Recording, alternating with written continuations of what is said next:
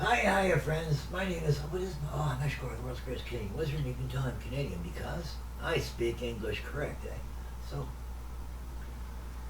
today I want to talk about a few things, but this is important, I think. So, if you've ever watched wildlife footage on some reputable television channel, I know that's an oxymoron. It's true. But anyway, you may have seen footage where a lion pride is just kind of like minding their own business, walking along, and there's a uh, there's a Cape buffalo watching them, and they get close and they haven't even noticed it, and it like stands up and it charges them and starts beating the crap out of them, and they run. Whew, we're not fighting this guy, and he probably critically injures at least one big male. So that changes the whole economy of that lion pride forever. Can't take many losses like that. A human tribe can't take many losses in war either. If the Yanomami of the Orinoco River have a war with one of their fellow tribes and two people die, that affects those tribes significantly. That much genetic material, that much working potential gone forever. So, this is my point for today. That Cape buffalo could ruin that lion pride. Now, if they worked against it, they could probably take it out, but it would be ruinously expensive for them because it was ready. It was ready to go. It wasn't a victim. As a matter of fact, it was the aggressor. How about that? So, what would happen if, and that was living proof that a Cape buffalo in an appropriate situation is a match for at least one lion, probably a whole pride, at least in the short term. Short term's important here. So what happens if all the Cape buffalo got together and made a sweep across the plain and killed every lion they found? They would change the world substantially for the better, Cape buffalo wise. But they don't do that. So elephants, you've probably seen this too. Elephants can pretty much beat the crap out of lions. Full grown elephant is a mean MFer, and it is thoroughly capable of picking up a fully grown male lion with its trunk and hurling him tens of yards. That's pretty powerful. Elephant's trunk is about as powerful as Tyrannosaurus Rex's little forearms. Once they say, what could they do with him? But they were really strong. Elephant could do a lot more with its trunk than a Tyrannosaurus could because nobody ever came up with a keyboard. But if they did, maybe T-Rex could do something. Of course, couldn't see it. This is the A material. So, animals can react against an existential threat. A group of mongooses can gather against cobras and kill them. But they don't search the world for every cobra and kill it. And those Cape buffalo are not making sweeps of the veldt looking for lions to kill. And that elephant isn't thinking, last year I found lions at that river. I'm coming to it again this year. Maybe if I get a couple elephants and we sneak over to one side and see if we can see those lions first. And the other elephants kind of act as a roost. The lions start coming in and we jump them and we kill all the lions. Elephants aren't thinking that. But in most other things, elephants test high in intelligence. And other animals test pretty high in intelligence too, with the rules that we use, which are, capricious. We just set rules and say, well, this means you're smart, this means you're not. You ever watch a squirrel try to solve the obstructed feedway paradigm, you will redefine intelligence as problem solving. However, if you ever watch an animal trying to amuse itself because it's bored and that happens, you will reevaluate your reasons for the need for intelligence. These are different ways of looking at the same topic. And so,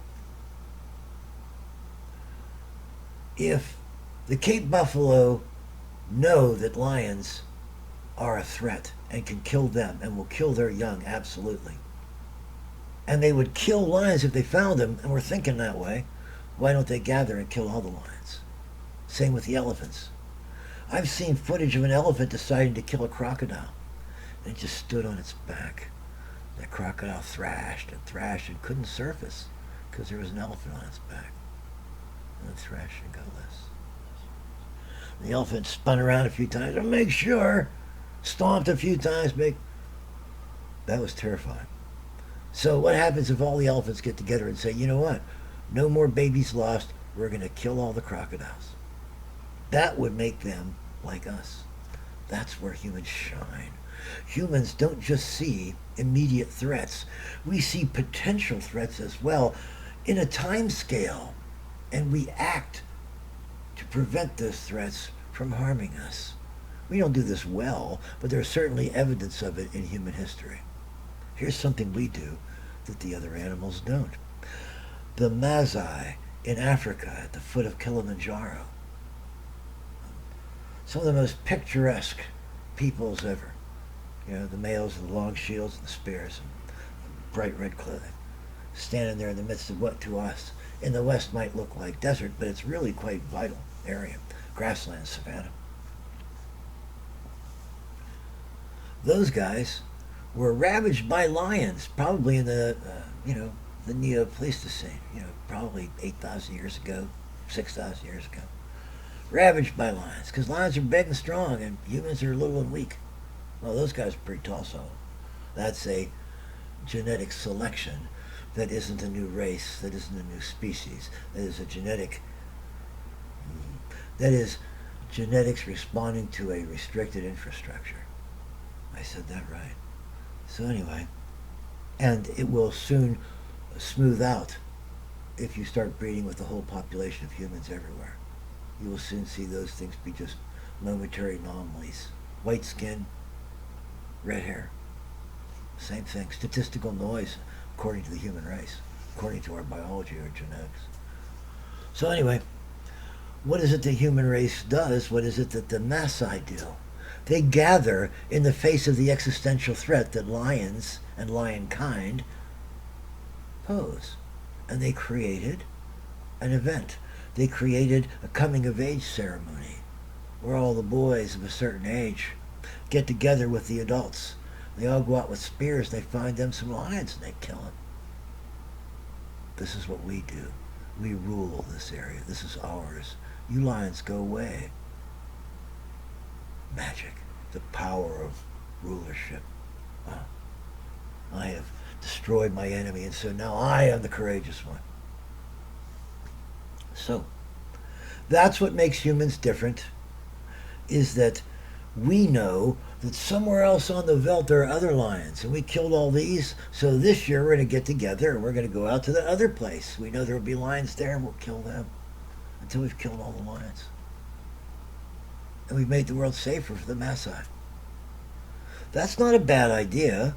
It really, in the abstract, it's a wonderful idea. Preserves the species, maximizes the space and the materials and the resources available for the species. What could possibly go wrong? Factionalism. Whenever humans get large enough, we start arguing with one another. We bicker. That stops us from gathering together in the face of existential threat until that threat becomes so large, until our speakers can carry it to us so well that we all are willing to react together for it and to it, and to defeat it and to destroy it, like we perhaps destroyed the great mammoths that roamed the plains, that we perhaps destroyed the giant megafauna that survived the Pleistocene melt-off.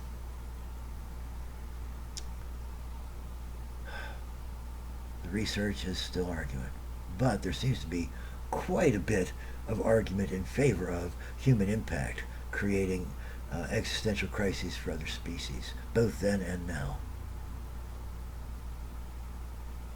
These days, scarcely anything but human impact threatens whole species.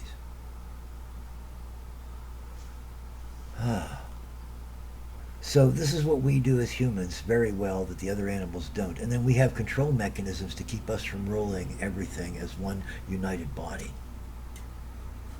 Factionalization. We splinter. Well, my family's better than yours. Well, my family is better than yours. Oh, yeah? Well, my family's descended from Poseidon. Oh, my family's descended from Zeus. They both have hills to fly them on, except for low tide. That's just for educational purposes. You can't get me. So anyway, that's what humans do best. We gather in the face of incredible existential crisis that communicates itself through our speakers, through our talking heads, the ones that are working for the human race instead of against it. They identify the crises that need to be dealt with so that all humankind is benefited. The guys that point fingers at other humans, they're parasites. The guys that look for the dangers that threaten us all to bring us together to work in common will are the heroes. So that's what we need today. We need heroes. We don't need heroes to excoriate, to oppress, to pogrom against other citizens of our great nations. We don't need a war. What we need one of you brilliant heroes to say, hey, by the way, you guys have missed this existential threat that we should really be looking at right now. That will then give our leaders something to shout about and to tack their names to, so that when we go and destroy that threat, they can take credit for it. It was all me and my great nation. And me and my great nation. Do you see the way my great nation did that under me? Yeah. That's what it takes. That's what helps you sleep at night, buddy. Just don't hurt the rest of us thinking that way. So that's Eshkalar. We need that existential threat, mankind. Can't be a lie, can't be manufactured, can't be reality TV. It has to be a real one. That requires some of you heroes that look for the real threats, the existential threats to the whole species, to find those threats for us and to point us in the right direction. So our talking heads start thinking, hey, there's money to be made here. There's political will to be promoted here. And pick up that banner and run with it. And take us all towards the next step in being a united species that gets along. Deals with the world in sane, reasonable, reusable ways. Eshkalar! Hero of song and story. I already sang that song.